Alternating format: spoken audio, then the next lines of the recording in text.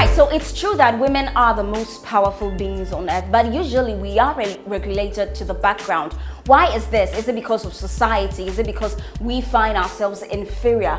Or is it because of upbringing? Eugene the Poet's Undescribed Productions brings out and makes the power of a woman more clearer in I Am a Woman and Not Less Any Human. Up next.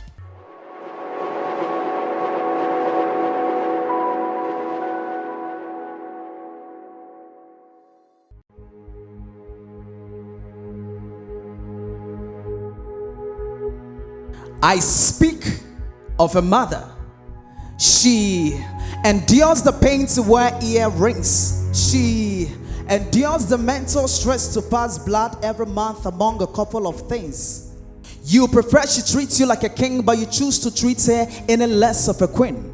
Listen, she was born with a womb to conceive another being. She's endowed with estrogen, but that doesn't make her a useless being. Yes, she's a woman. Though was created after Adam, she's not any less human.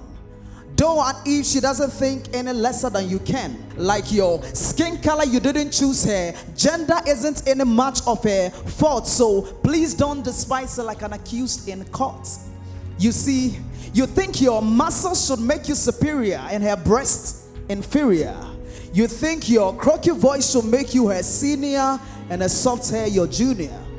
To you, it's okay for her to be abused. It's okay for her to be trampled on. It's very okay for her not to express her opinion. It's okay for her to be ignored. To you, she may not really even matter because you're a dictator, her lord. Well, maybe she doesn't have red blood streaming down her veins like you do. Maybe she doesn't have a sense of feeling unlike you. Just maybe she's not as much of a human like you think too. And maybe she breathed in something short of oxygen. And just maybe she's just an inferior version of you. But I always remember that as unpleasant as it may be for you to be discriminated against per your color, so is it disheartening for her to be ruled out because of her gender.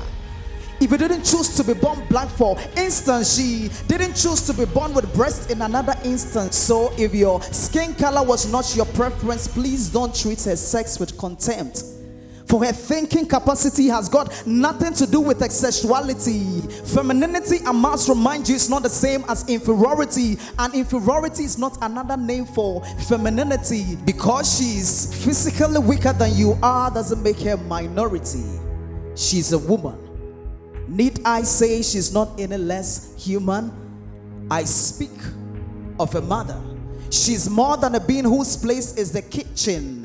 She's more than just another being who has no opinion, a mannequin. She can also learn to earn a career which is befitting. She can think as much as another can. Listen, she's more than a sex object. Her value goes beyond nodding to others like a puppet. It's not about fighting for the rights of a woman. It's about fighting for the rights of another being who also deserves respect. Am I fighting for equality of woman with man? No, I'm only fighting for the rights of another human who shouldn't be treated any lesser than man.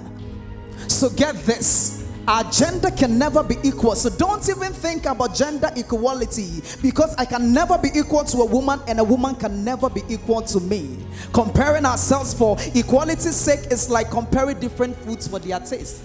They may be fruits, but they will taste differently. Let me remind you once again that I'm not talking about gender equality, because we're made not to compete but to complete. We're made to complement each other to make great fit.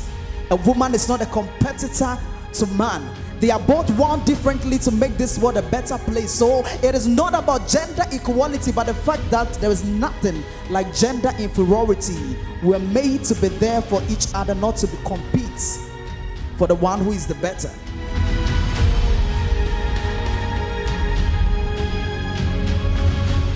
Her gender doesn't mean she thinks any less. Greatness, after all, is not gender bias. She can think as much as another can.